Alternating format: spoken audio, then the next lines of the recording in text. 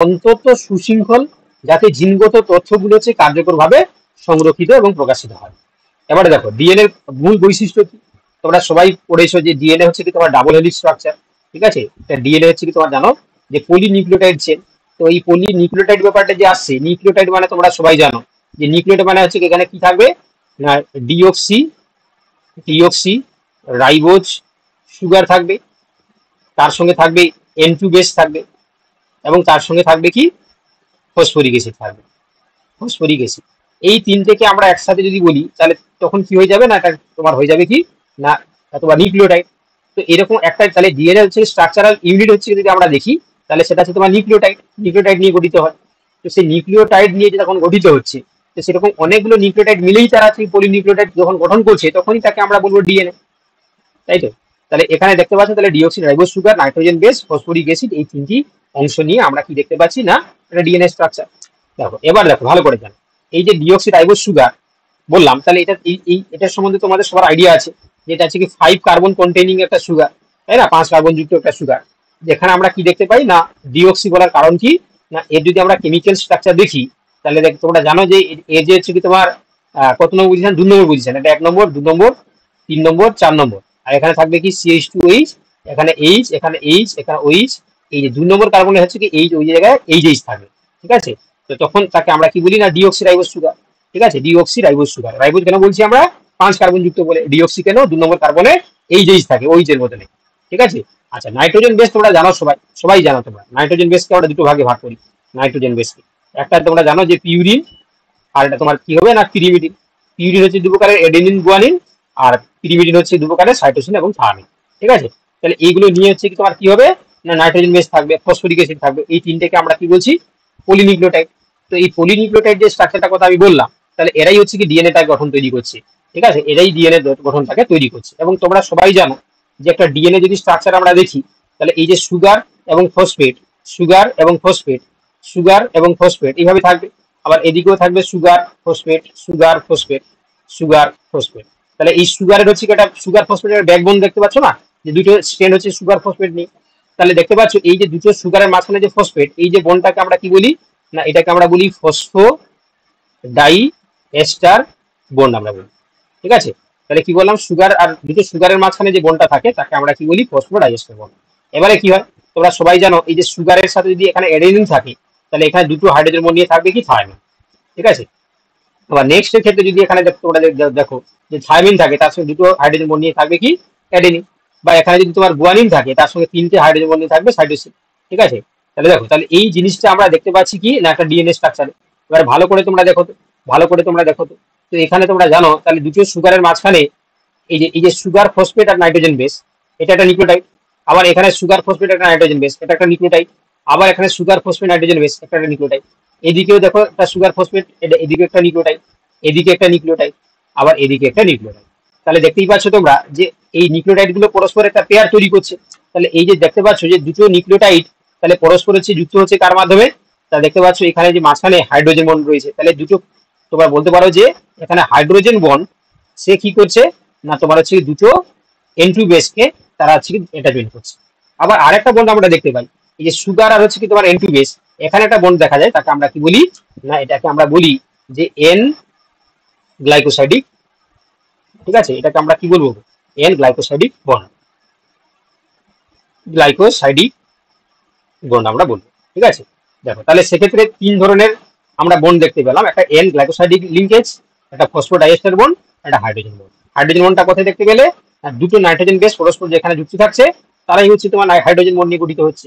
ঠিক আছে, আর তোমরা কি দেখলে এখানে, আর দেখলে যে তোমরা দেখতে পেলে যে একটা ডিএনএ ক্ষেত্রে ডাবল হেলিক্স। ঠিক আছে, এই যে হেলিক্স কেন না দেখতে পাচ্ছ এই যে একটা এখানে এদিকে একটা লুপ, মানে এদিকে একটা স্ট্রেন এদিকে একটা স্ট্রেন, তারা কি করে না তারা অ্যাকচুয়ালি হচ্ছে কি এইভাবে হেলিক্স ফর্ম করে। ঠিক আছে, এইভাবে কি করে না হেলিক্স ফর্ম করে। তো এই যে এই যে শুরু হচ্ছে দেখো, এই যে শুরু হচ্ছে এটা শুরু থেকে যদি আমরা দেখি এতটা যদি এতটা হয় তাহলে এইটাকে আমরা কি বলি একটা হেলিক্স বলি বা একটা লুপ বলি আমরা। ঠিক আছে, লুপ। ঠিক আছে, তো এই লুপের ক্ষেত্রে আমরা দেখতে পাই কি না দুটো স্ট্রেনের মাঝখানে কি হয় না তোমার হচ্ছে কি যে ডিস্টেন্স থাকে দুটো স্ট্রেনের মাঝখানে সেটা কত হয় বলে দেখি না, সেটা হচ্ছে তোমার দুটো স্ট্রেনের মাঝখানে থাকে কত না 20 অ্যাংস্ট্রম থাকে, তাই তো? এবং এই হেলিক্সের যে দৈর্ঘ্যটা কত হয় এটা 34 অ্যাংস্ট্রম। এটা কার ক্ষেত্রে হয় না, একটা বিডিএন এর ক্ষেত্রে, এটা বিডিএন এর ক্ষেত্রে আমরা দেখতে পাই। এবারে তোমরা নিশ্চয়ই জানো যে এই যে দেখতে পাচ্ছ এই যে 34 অ্যাংস্ট্রম দৈর্ঘ্য বিশিষ্ট ডিএনএ তে এখানে কোজোড়া নিউক্লিওটাইড থাকবে। কোজোড়া এরকম যে নিউক্লিওটাইড দেখালাম কোজোড়া নিউক্লিওটাইড থাকবে না, এটা জানো তোমরা আছে কি তোমার 10 বেস পেয়ার বা 20 নিউক্লিওটাইড থাকবে। ঠিক আছে, তাহলে 10 বেস পেয়ার নিউক্লিওটাইড বা 20 নিউক্লিওটাইড থাকবে। ঠিক আছে, এবং প্রত্যেকটা নিউক্লিওটাইডের মধ্যে ডিসটেন্স কত হবে, প্রত্যেকটা ডিসটেন্স কত হবে, তাহলে 34 ভাজিত 10 করে দাও, তাহলে কত হবে না 3.4 অ্যাংস্ট্রম হয়ে যাবে। ঠিক আছে, আচ্ছা এই যে কথাগুলো আমি বললাম যদি তোমরা বুঝতে পেরে থাকো তাহলে লিখো দেখি সিসি বলে, সিসি বলে লিখো। যে কথাগুলো বলছি যদি সবাই বুঝতে পেরে থাকো সিসি বলে লিখো। আচ্ছা সিসি মানে কি জানো তো, সিসি মানে হচ্ছে ক্রিস্টাল ক্লিয়ার। ঠিক আছে, ক্রিস্টালের মতন ক্লিয়ার। ঠিক আছে, তো ওতে হচ্ছে কি তোমরা যারা বুঝতে পারোনি তারা কি লিখবে, এনসিসি লিখে দিবে, এনসিসি। ঠিক আছে, নট ক্রিস্টাল ক্লিয়ার। এনসিসি মানে হচ্ছে কি নট ক্রিস্টাল ক্লিয়ার। যাই হোক দেখো আমি একটা কথা বলছি, দেখো আমাদেরকে এইভাবেই খুব মানে স্পিডে চলতে হবে। ঠিক আছে, তো না হলে কিন্তু হচ্ছে কি আমরা কিন্তু এগোতে পারবো না। ঠিক আছে, তো একটু তোমরা মানে কি বলবো, তোমরা তো পড়ে রাখছো না, তোমরা এই নোটটা পড়ছো তো, আমি যে দিচ্ছি তোমরা আগে থেকে এই নোটটা তোমরা পড়ছো তো, পড়ছো না পড়া হচ্ছে না, নাকি মাথায় শুধু ঘুরছে যে কোশ্চান বিক্রি হবে, পরীক্ষা হবে না, চুরি হবে, এইসব মাথায় ঘুরছে নাকি?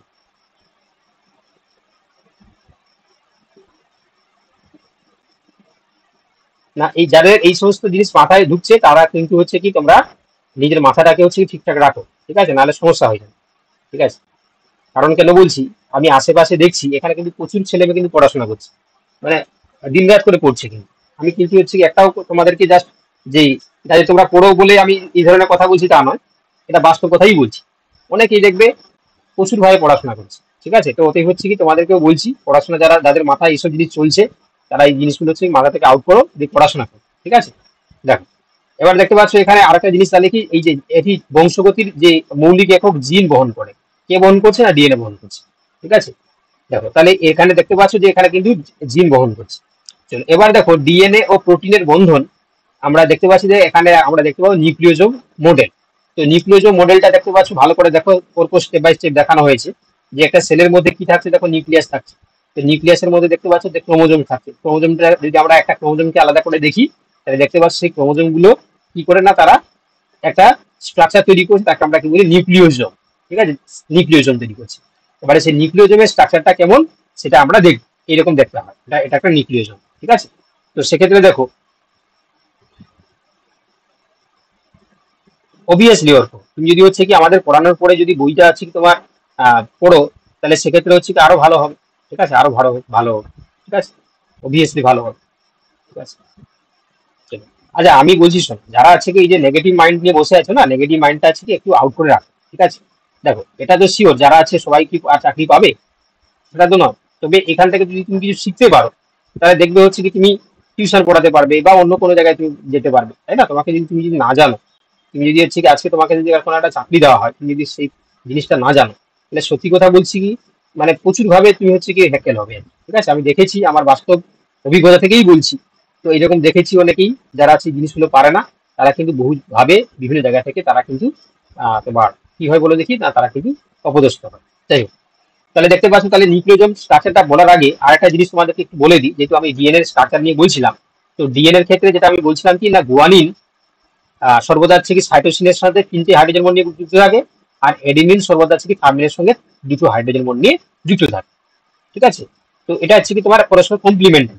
তাহলে কেন যুক্ত থাকছে না, যেহেতু গুয়ানিন সর্বদা সাইটোসিনের কমপ্লিমেন্টারি আর এডিনিন হচ্ছে সর্বদা থার্মিনের সঙ্গে কমপ্লিমেন্টারি। আচ্ছা এবার সুমিতা সাহু বলছে যে চার্গো গ্রুপ, অবভিয়াসলি বলে দিচ্ছি দেখো চার্গো গ্রুপ কি বলছে না, চার্গো বলছে যে একটা ডিএনএ তে, ঠিক আছে, অবভিয়াসলি ডাবল স্ট্যান্ডার্ড ডিএনএ, চার্গো গ্রুপ সর্বদা কার্বো কাজ করবে না ডাবল স্ট্যান্ডার্ড ডিএনএ উপর কাজ করবে, সিঙ্গেল স্ট্যান্ড ডিএনএ উপর কিন্তু চার্গো গ্রুপ কাজ করে না।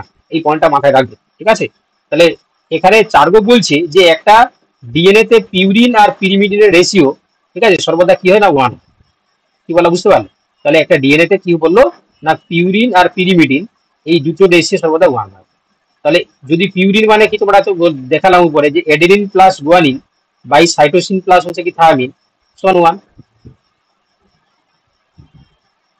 এখন আপাতত হচ্ছে কি তোমার এদিকে ফোকাস করো, ঝাড়খণ্ডেরটা পরে ভাবছি। ঠিক আছে সমরেশ, এখন আপাতত এটা পড়ো, ওটা পরে আসছি। দেখো তাহলে এখানে A plus G by C plus T equal to 1, তাহলে এ প্লাস জি সমান হচ্ছে কি তোমার সি প্লাস টি হয়ে যাবে কিনা বল। তাহলে এখানে তোমরা দেখতে পেলে যে যেহেতু গুয়ানিন সর্বদা সাইটোসিনের সঙ্গে যুক্ত হয়, আবার দেখতে পাচ্ছ যে এডেনিন সর্বদা থাইমিনের সঙ্গে যুক্ত হয়, তাহলে এখান থেকে আমরা বলতে পারি যে আমরা কি বলতে পারি যে তোমার কি বলবে না তোমার হচ্ছে কি বলতে পারো যে এ সমান হচ্ছে কি যা থাকবে টি তার সমান থাকবে, আর জি যা থাকবে তোমার হচ্ছে কি তার সমান হচ্ছে কি সি থাকবে। তো এটা আমি এই কারণে বললাম, তো একটা তোমাদেরকে কোশ্চেন দিচ্ছি, ঠিক আছে, সেই কোশ্চেনটা সলভ করলে তোমরা বুঝতে পারবে যে কেন আমি বললাম। ধরো তোমাকে একটা কোশ্চেন দিল, ঠিক আছে, তোমাকে একটা কোশ্চেন দিল যে যে দিল কি যে একটা ডাবল স্ট্যান্ডার্ড ডিএনএ তে সাপোজ ধরো অ্যাডেনিন দিল হচ্ছে কি তোমার 40%, ঠিক আছে, তাহলে বললো যে গুয়ানিন, সাইটোসিন এবং থাইমিন এদের পার্সেন্টেজ কি হবে। মানে তোমাদেরকে তো আর এরকম বলবে না, তোমাকে হচ্ছে কি তাহলে এমসিকিউ দিয়ে দেবে, তো দেখো গুয়ানিন, সাইটোসিন এবং থাইমিন কত হবে। তো আমি এখানে অপশন এ তে দিলাম, হচ্ছে কি তোমার আহ অনেকগুলো দিতে হবে যদিও, ঠিক আছে, আমি দিয়ে দিচ্ছি যে গুয়ানিন হচ্ছে কি তোমার দিল হচ্ছে অপশন এ তে দিল 10, 10, 40, বা বি তে দিল হচ্ছে কি তোমার 40, 10, 10, সি তে দিল হচ্ছে কি তোমার 40, 40, 10, আচ্ছা, ডি তে দিল হচ্ছে কি তোমার 10, 40, 10। বলো কি হবে, কোনটা হবে বলো, কোন অপশনটা হবে। কোশ্চেনটা সবাই বুঝতে পেরেছো যে একটা ডাবল স্ট্যান্ডার্ড ডিএনএ তে অ্যাডেনিন 40%, গুয়ানিন, সাইটোসিন, থাইমিন হচ্ছে কত থাকে। তাহলে কোশ্চেনটা বুঝতে পেরেছো, তাই না। ঋতুপর্ণা দাস অধিকারী বলছে যে অপশন বি, ঋতুপর্ণা বলছে বি, বাকি সবাই বলছে এ। আচ্ছা, অঙ্কুর সাহা বলছে অপশন বি। আচ্ছা, দেখো দেখতেই পাচ্ছ, তাহলে দেখো এখানেই দেখতে পাচ্ছ আবার কি বলছে অপশন ডি, ডিও বলছে, ভাবো। তাহলে দেখতেই পাচ্ছ যে একটা ক্লাসে কতজন হচ্ছে কি এই সিম্পল জিনিসটাকে ভুল করছে। দেখো আমি বলে দিচ্ছি, দেখো, তো তোমরা আছে কি দেখো কি করবে, যে দেখো adenine plus guanine plus cytosine plus thymine এটা মিলে হচ্ছে কি তোমার একটা ডিএনএ তৈরি করছে কি 100%, তাই তো। এই চারজন মিলে একটা ডিএনএ তৈরি করছে, মানে 100% ডিএনএ তৈরি হচ্ছে, তাই তো। ভালো করে শুনে না, খুব সিম্পল ভাবে বলে দিচ্ছি। তাহলে একটা ডিএনএ তে থাকে কি অ্যাডেনিন, গুয়ানিন, সাইটোসিন, থায়ামিন, এই চারজন মিলেই তো 100% ডিএনএ তৈরি করছে, তাই তো। তো তার মধ্যে দেখো অ্যাডেনিন বলেছে যে 40%, অ্যাডেনিন বলেছে কত 40%, তাহলে এ সমান হচ্ছে কি তোমার 40। তাহলে একটু আগে বলেছিলাম যে এডেনিন সর্বদা থাইমিনের সঙ্গে যুক্ত থাকে, তাহলে যদি এডেনিন যদি 40 হয় তাহলে থাইমিনও 40 হবে। কেন না, যেহেতু দেখতে পাচ্ছ যে এডেনিন হচ্ছে কি তোমার 30% তো বলে দিয়েছে এখানে, তাহলে থাইমিন যেহেতু যে এডেনিনের সঙ্গে যুক্ত হয় তাহলে সেও 40%। তাহলে আমরা কি বলতে পারি এখানে, তাহলে 40 plus G plus C plus হচ্ছে কি তোমার 40 সমান 100। তাহলে জি প্লাস সি সমান এটা তো করতে পারি যে 100 মাইনাস 80, তাহলে কত হলো 20। তাহলে জি এবং সি থাকছে 20, তাহলে তুমি বলতে পারো যে জি সমান সি সমান 20/2 সমান হচ্ছে কি 10। তাহলে আমার কোশ্চেন কি ছিল, জি সি এবং টি, তাহলে জি হচ্ছে কত হবে, জি সমান 10, সি সমান 10, আর টি সমান হচ্ছে 40। তাহলে অপশন যারা এ বলেছিলে তারা একদম ঠিক বলেছিলে। দেখো তাহলে এখানে কতগুলো তোমরা অপশন বলে দিয়েছিলে, দেখো তোমরা কেউ বলেছিলে বি, কেউ বলেছিলে ডি, কেউ বলেছিলে এ, তাহলে একমাত্র যারা এ বলেছিলে তোমরাই ঠিক বলেছো। আচ্ছা, যারা বুঝতে পেরেছো তারা তোমরা সিসি বলে লিখো, তাই না, যারা বুঝতে পেরেছো তোমরা সিসি বলে লিখো, যারা বুঝতে পেরেছো তোমরা সিসি বলে লিখো।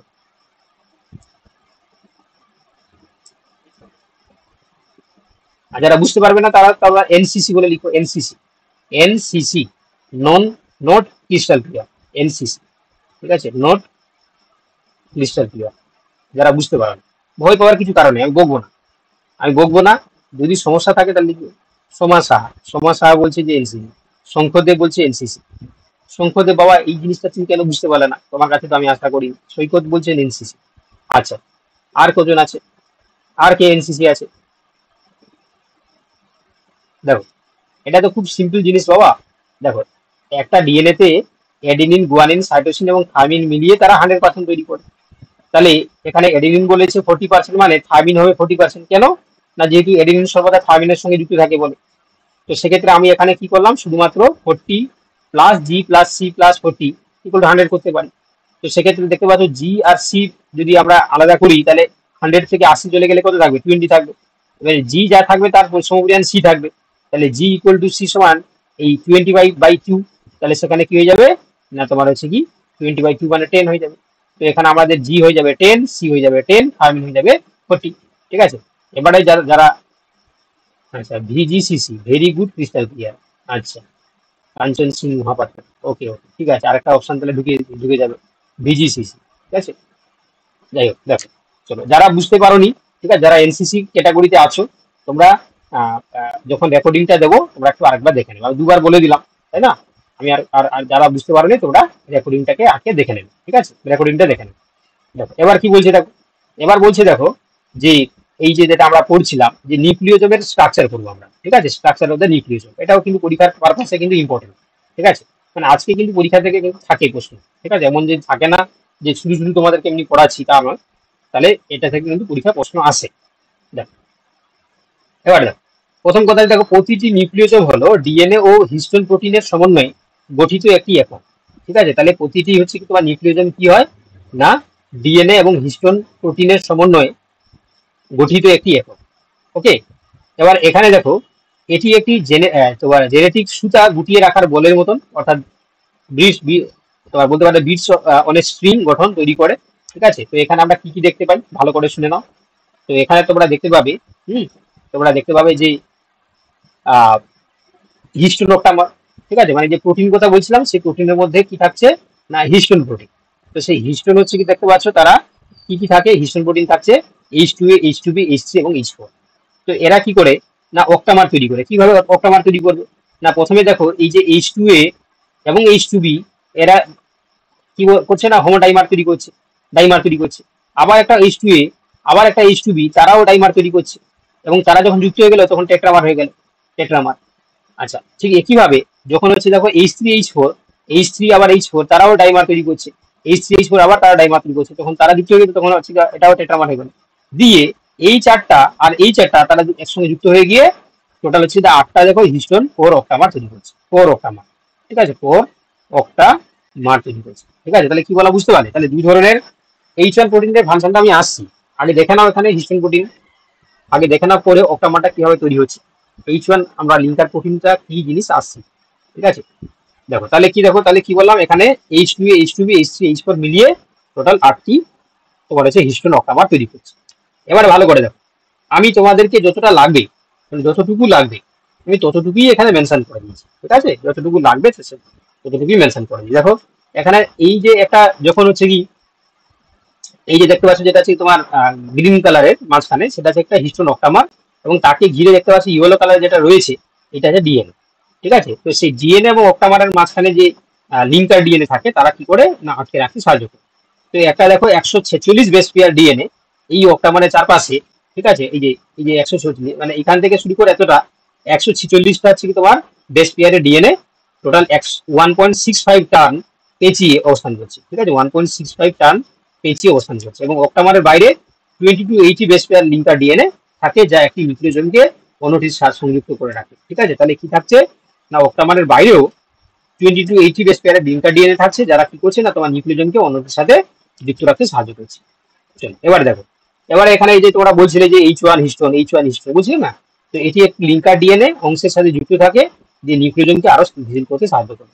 এবারে ভালো করে দেখো ডিএনএ প্যাকিং বা তোমার হচ্ছে ডিএনএ প্যাকেজিং যেটা আমরা বলি।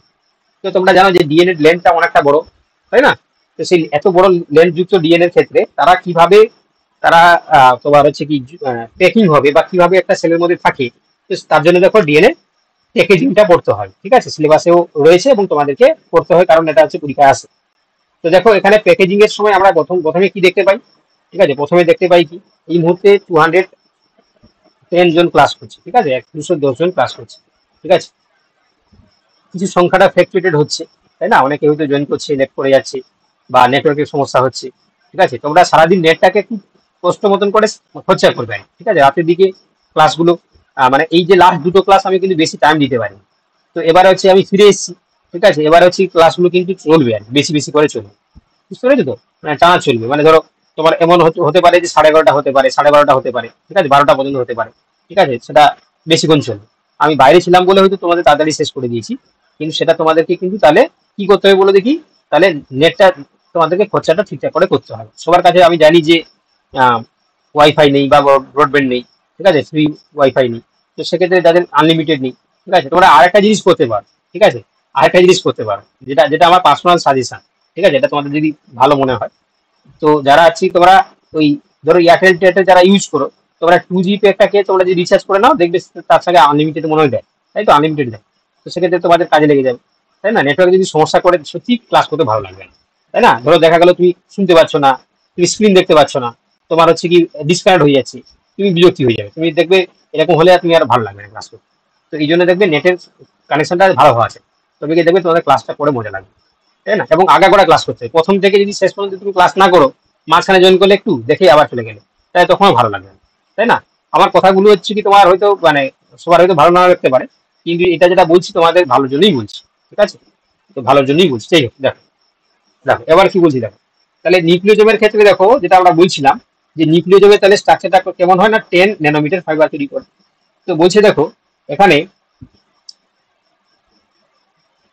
ঠিক আছে ঈশান, তুমি আমাকে পাঠিও, সিলেবাসটা পাঠিও। আশা করি তুমি যদি, যেহেতু বলছো যে মোটামুটি সেম আছে, মানে তো সেম নেই, তাহলে হচ্ছে কি কি পার্থক্য আছে আমাকে তুমি পাঠিও। সত্যি আমি পাই, ঠিক আছে, যদি আমি পেতাম তাহলে আমি দেখাতে পারতাম এখানে তোমাদের সামনে, যে এই জিনিস চেঞ্জ হয়েছে, এই জিনিস সেম আছে, ঠিক আছে। যদি তুমি পেয়ে থাকো একটু পাঠিয়ে দিও আমার, ঠিক আছে। দেখো এবার দেখো, তাহলে নিউক্লিওজোমের ক্ষেত্রে তুমি দেখতে পাচ্ছ এখানে যে নিউক্লিওজোমের ক্ষেত্রে বেসিক্যালি আমরা 10 ন্যানোমিটার ফাইবার দেখতে পাই। পরবর্তীকালে সলিনয়েড স্ট্রাকচার তৈরি করে, অর্থাৎ নিউক্লিওজোম গুলো আরো ঘনভাবে জড়িয়ে জড়িয়ে স্প্রিং এর মতন একটা গঠন তৈরি করে, তখন তাকে আমরা সলিনয়েড স্ট্রাকচার আমরা বলি। আচ্ছা, তারপরে দেখো লুপ ডোমেন।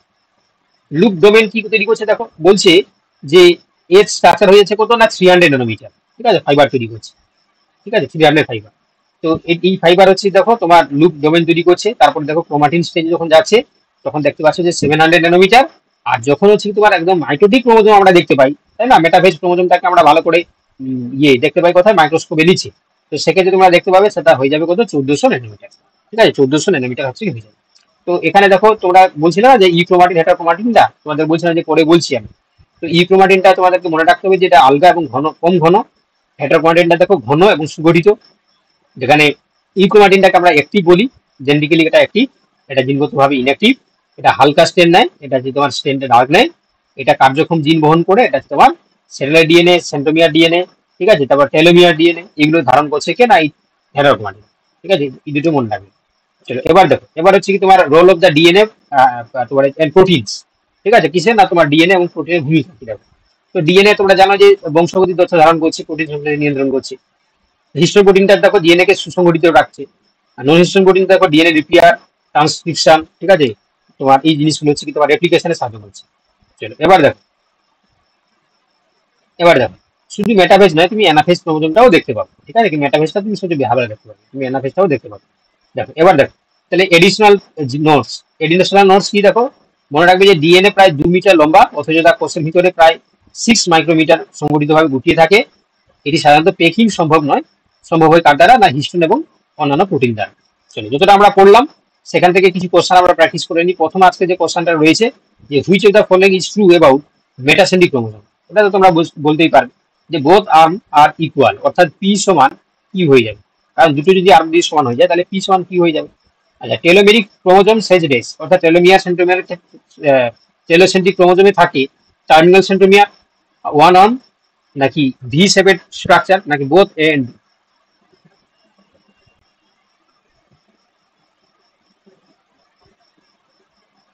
দেখো কেউ বলছে ডি, কেউ বলছে বি। টেলোসেন্ট্রিক মানে কি, টেলোসেন্ট্রিক মানে বলেছিলাম যে যখন একটা সেন্ট্রোমিয়ারের প্রান্তে থাকবে, যে তোমার হচ্ছে সেন্ট্রোমিয়ার ক্রোমোজোমের প্রান্তেই থাকবে, তখন তাকে আমরা টেলোসেন্ট্রিক বলেছি। তো বলছে টার্মিনাল সেন্ট্রোমিয়ার, আচ্ছা ওয়ান আর্ম, আচ্ছা ভি শেপের স্ট্রাকচার, আছে তোমার হচ্ছে কি বোথ এ বি।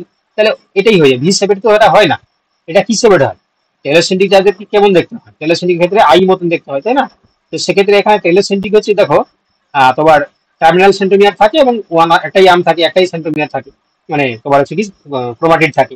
চলো দেখো, এবার দেখো কোশ্চেন নাম্বার 3, বলছে যে which of the following statements are correct, ঠিক আছে, নিম্নোক্ত কোন কোন বিবৃতিগুলি সত্য। ঠিক আছে, তো এখানে অনেকগুলো বিবৃতি আছে, দিয়ে এখানে তোমার হচ্ছে অপশন দেওয়া আছে। বলছে দেখো, centromere connect sister chromatid, chromonema is composed to the DNA and protein, telomere helps in the chromosome pairing, histones are the acidic protein. কি হবে বলো?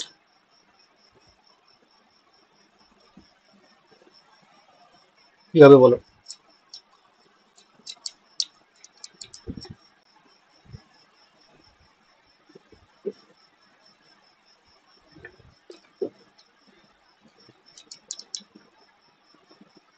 আচ্ছা ঠিক আছে ঈশান, আমি দেখে নেবো, আমি দেখে নেবো, ঠিক আছে।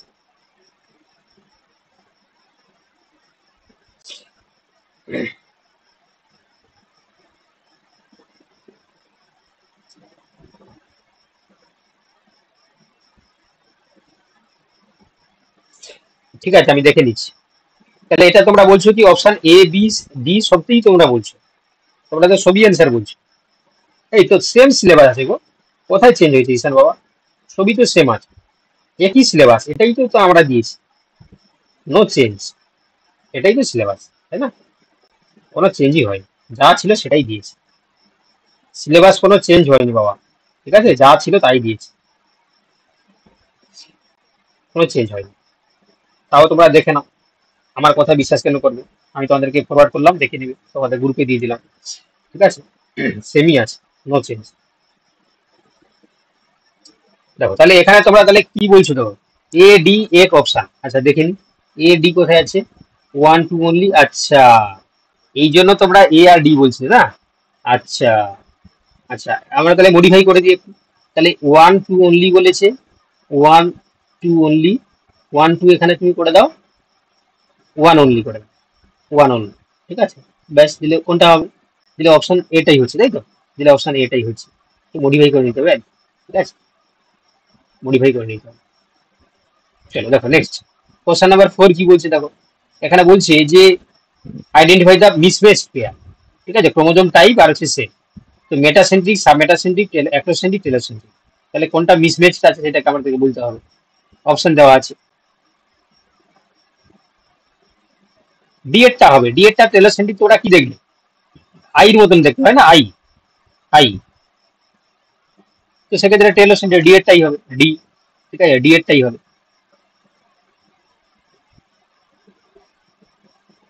দাঁড়াও দাঁড়াও, এটা আবার কি হবে? এবিসিডি বলে দিয়েছে, মেটাসেন্ট্রিক ভি ঠিক আছে, অ্যাক্টোসেন্ট্রিক জে ঠিক আছে, আচ্ছা এবার হচ্ছে তোমার টেলোসেন্ট্রিক টি, আবার সাব টেলোসেন্ট্রিক হচ্ছে সাব মেটাসেন্ট্রিক টি বলে দিয়েছে।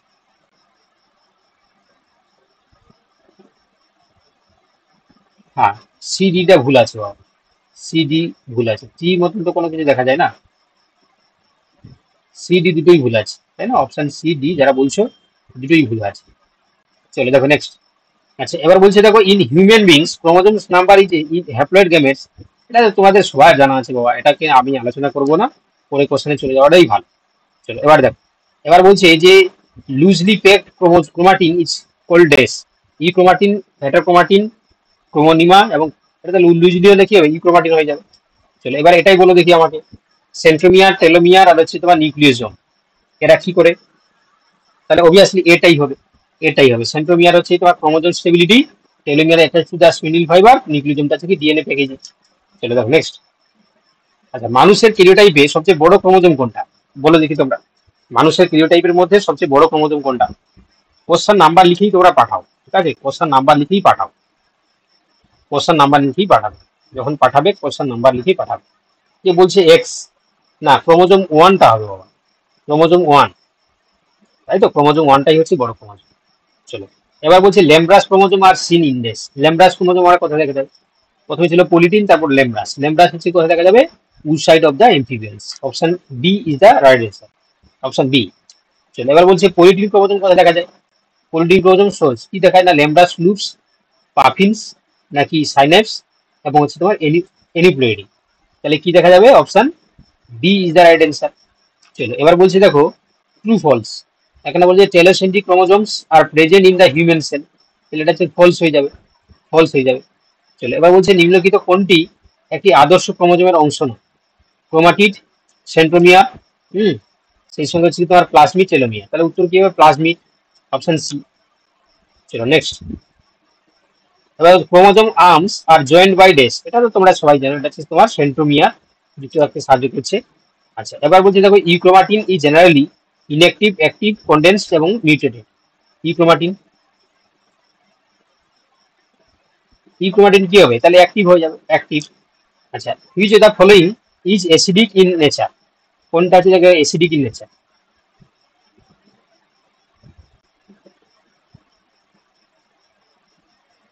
একদম একদম, option A is the right answer, DNA. চলো এবার দেখো, এবার বলছে নিউক্লিওজোম কনসিস্ট অফ ডেস, তাহলে নিউক্লিওজোম দেখো ডিএনএ এবং হিস্টোন প্রোটিন, অপশন বি। চলে দেখো next, which region of the chromosomes helps in the nucleosome formation, দেখো কোন কোন নিউক্লিয়াস গঠনে সহায়তা করে যে অঞ্চল? টেলোমিয়ার, সেকেন্ডারি কনস্ট্রিকশন, সেন্ট্রোমিয়ার এবং ক্রোমাটিড, কি হবে বলো? একদম একদম, secondary constriction, option B is the right answer. চলো এবার হচ্ছে ইডিওগ্রাম রিপ্রেজেন্ট, ইডিওগ্রাম উপস্থাপন করে ক্রোমোজোম না function, cell cycle, pictorial arrangement of the chromosomes, protein synthesis এবং কি হবে বলো? তাহলে অপশন সি। দেখো ইডিওগ্রাম কি বললাম, পিক্টোরাল অ্যারেঞ্জমেন্ট অফ দ্য ক্রোমোজোমস হয়ে যাবে। চলো কোশ্চেন নাম্বার হচ্ছে কি দেখো,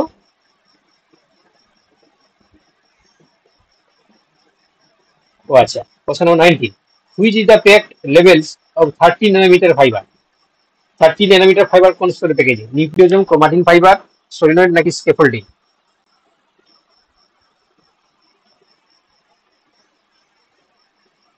ইয়েস, অপশন সি হয়ে যাবে সঠিক উত্তর, অপশন সি হয়ে যাবে সঠিক উত্তর। চলো নেক্সট। আচ্ছা, এবার বলছি দেখো যে histone octamer contains dash, histone octamer কি কন্টেন করে? হিস্টোন অক্টামার কি কন্টেন করে?